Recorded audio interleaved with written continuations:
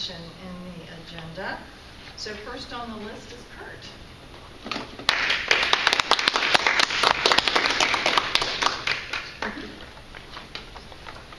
Thanks. Today I'm going to talk to you about an option for having an emergency fund and using a Roth IRA as an emergency fund.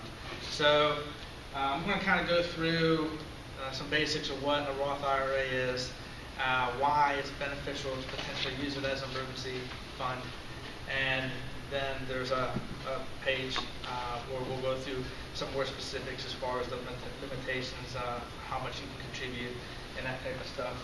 And I don't claim to be a financial guru or to give a lot of advice around types of investments, but it is an option that I think people might not think of all the time. It's something that I actually use for my emergency fund, so I'm going to bake in some story behind it as well, just to kind of raise your awareness, so maybe it'll prompt you to go out and look at it as an alternative.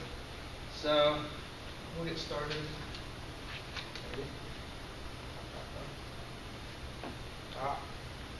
Turn it on. Andy, you set me up for failure.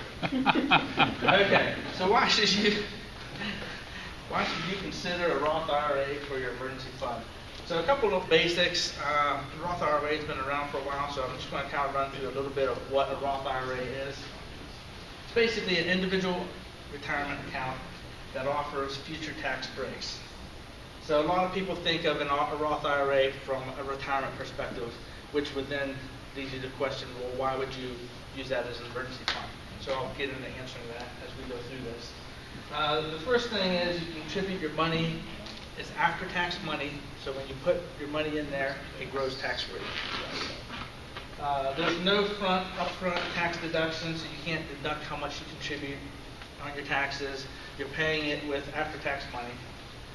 But again, the good thing is all your distributions, when you withdraw that money, are tax-free. Withdrawal on your distributions or on your contributions are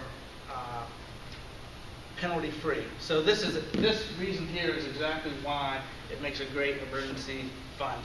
So you can put money in year after year, and at any time, the original contributions that you made, you can withdraw for no reason, for no penalty or anything. If you touch the growth of that money, then you will have to pay a penalty in taxes unless some rules apply.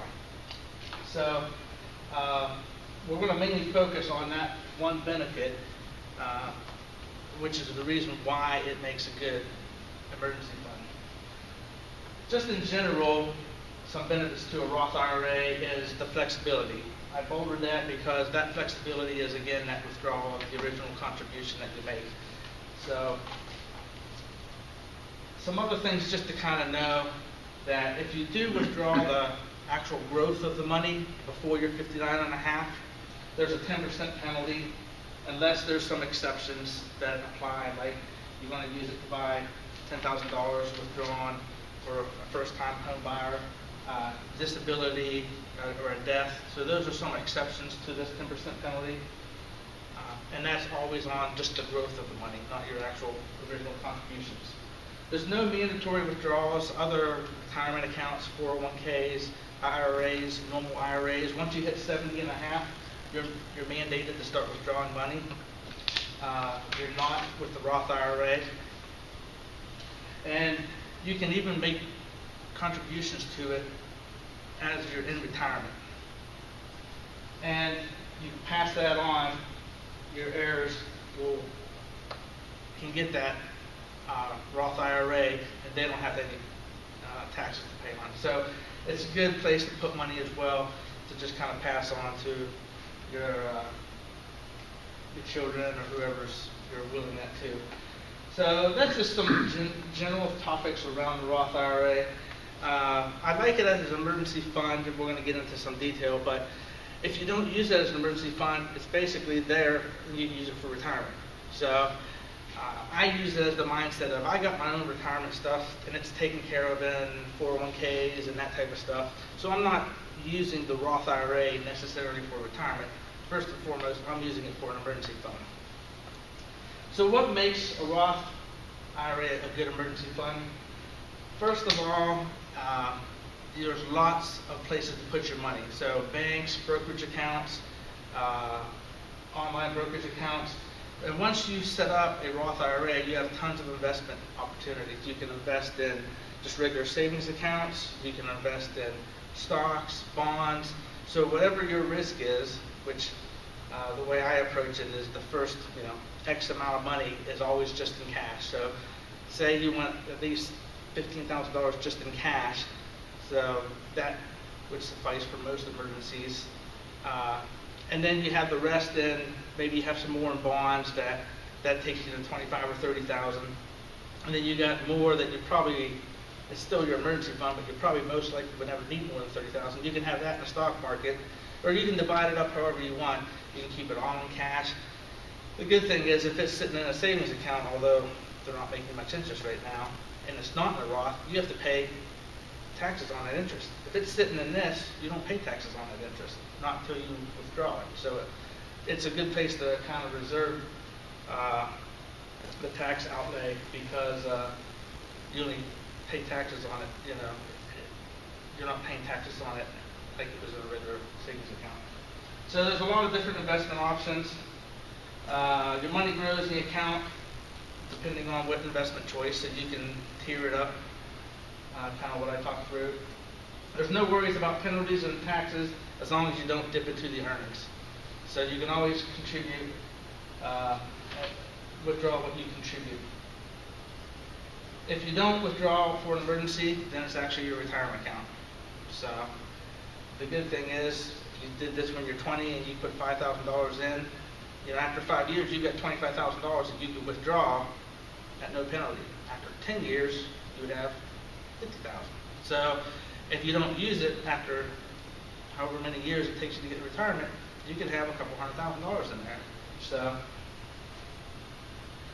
it keeps the emergency funds in a different account than your day-to-day accounts. I used to try to keep an emergency fund kind of as part of my savings account, and you just have this money sitting there, and it's easy to go, yeah, I'd like to buy this thing, and it's probably not an emergency, but I'm going to buy it because I want it, and gee, this money's really accessible. So it kind of has that big separation. Another nice thing is it takes a little bit longer to get your money. You can't just walk into the bank and walk out with my money. It takes about a week, because you've got to file some paperwork and you got to send it out to the broker. And it's a little bit of an exercise, which actually helps deter you from using it when it's not necessary. So those are some of the main reasons why it makes a good emergency fund. I'm just going to kind of run through kind of quickly. To be eligible, there is some income limits. I don't have to worry about those income limits, but married couples, it starts to phase out at $178,000. Singles, $112,000. So if you make too much money, you may not be eligible for a Roth. There is a contribution limit. You can contribute $5,500 per person. So you can set one up for you, set one up for your wife, but $5,500 is the max per year that you can contribute. If you're older than 50, you can be $6,500. The good thing is you can contribute to the previous year all the way up through a cutoff time, usually about whenever taxes are cut off. So right now, you could actually set up a 2012 Roth IRA, put money in as long as you do it before the April 17th. Then you could do the same thing for 2013. Some resources I put out here are the actual government site that talks about IRAs. And also, if you just Google Roth IRA for an emergency fund, you'll get a lot of different opinions on hows and whys. So to kind of summarize it, I like it because I've already handled my retirement and other mechanisms. I didn't like just having it in a savings account because I could get to it too easy and I got to pay interest on it. I can withdraw the original contributions for an emergency at no penalty at any time I want. And if I don't use it, it's there for my retirement. And if I still don't use it, then I can pass it on to my kids and they don't have to worry about the tax burden. So it just is a nice way to kind of shelter some of that for an emergency fund. That's my closing on the topic and kind of why I think the Roth IRA makes a good emergency fund. Is there any questions I could take? Thank you.